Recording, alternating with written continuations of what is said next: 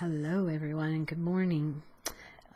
So we're carrying on with our little mini series of lessons that all seem to be interrelated. We have had lesson 44, which is God is the light in which we see. Lesson 45, which is God is the mind with which I think. And today we're going to look at lesson 46, which is God is the love in which I forgive. So forgiveness, to my mind, and also with respect to A Course in Miracles, is one of probably the foremost things they teach. It is our salvation. It is our freedom. And it sets us on the path of understanding that, as in the previous two lessons, God is the light in which I see, the mind with which I think, and through forgiveness we find true love. So, let's read today's lesson. God is the love in which I forgive. God does not forgive because he has never condemned, and there must be condemnation before forgiveness is necessary. Forgiveness is the great need of this world, but that is because it is a world of illusions. Those who forgive are thus releasing themselves from illusions, while those who withhold forgiveness are binding themselves to them.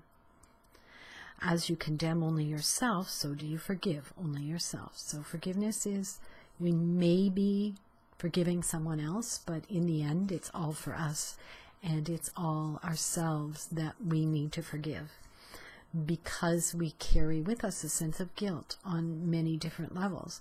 And so the forgiveness is to let go of the guilt and recognize that we are sinless and that we have not done anything wrong.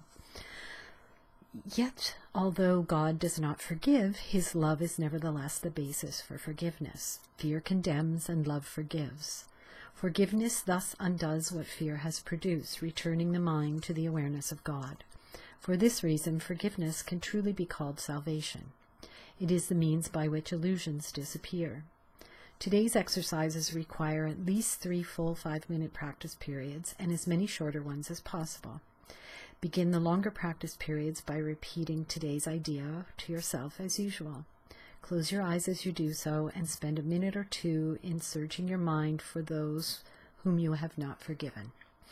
I'm sure that's probably easy enough. I think at any given time there are probably at least 3 or 4 people that we can think of that we would be better off to forgive. It does not matter how much you have not forgotten them. You have forgotten them entirely and not at all. If you are doing the exercise as well, you should have no difficulty in finding a number of people who have not forgiven. You have not forgiven. It is a safe rule that anyone you do not like is a suitable subject. Mention each one by name and say, God is the love in which I forgive you, blank, putting the name in. The purpose of the first phrase of today's practice periods is to put you in a position to forgive yourself. After you have applied the idea to all those who have come to mind, tell yourself, God is the love in which I forgive myself. Then devote the remainder of the period to adding related ideas such as, God is the love in which I love myself. God is the love in which I am blessed. The form of the application may vary considerably, but the central idea should not be lost sight of. You might say, for example, I cannot be guilty because I am a son of God. I have already been forgiven. No fear is possible in a mind beloved of God. There is no need to attack because love has forgiven me. The practice period should end, however, with a repetition of today's idea as originally stated. The shorter practice periods may consist either of a repetition of the idea for today in the original or in a related form as you prefer. Be sure, however, to make more specific applications if they are needed. They will be needed at any time during the day when you become aware of any kind of negative reaction to anyone, present or not. In that event, tell him silently, God is the love in which I forgive you. So I just want to say a couple of words about forgiveness. because I think sometimes we can get caught up in a type of self-righteous forgiveness, and that's not what this is about. And when I say self-righteous forgiveness, I mean that forgiveness that says, well, I'm going to take the high road, and that makes me better than them because I choose to forgive them.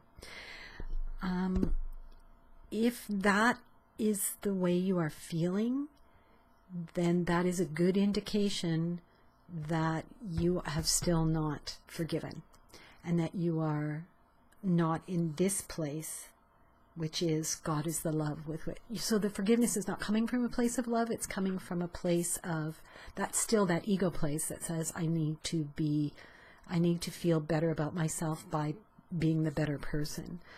And it's not, it's about really seeing others as no different than ourselves. It's about looking at things from that connectedness, that oneness that we all are, and forgiving from that space. So it's that forgiving them and me all in one big action. It's all the same. When I forgive someone else, I am also forgiving myself. And it comes from a much more loving and peaceful place than, taking the high road. So really be aware of where that forgiveness is coming from. Really, anybody who triggers you is the perfect tool to use for the exercise.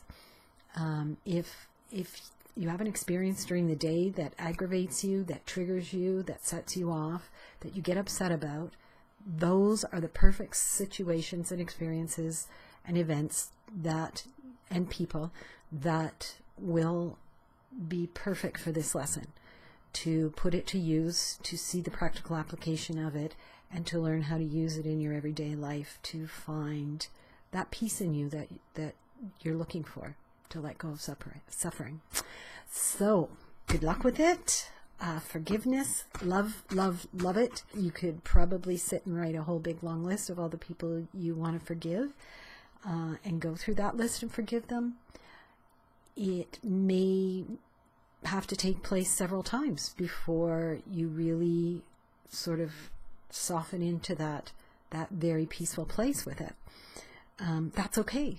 That's okay. I mean, there's people in my life I've had to forgive many, many times over before I came out of my self-righteousness and into that peaceful, loving place where I can sit back and that person comes to mind, and yes, I feel that sense of peace now. I don't feel that irritation. I don't feel that need to criticize or to judge them.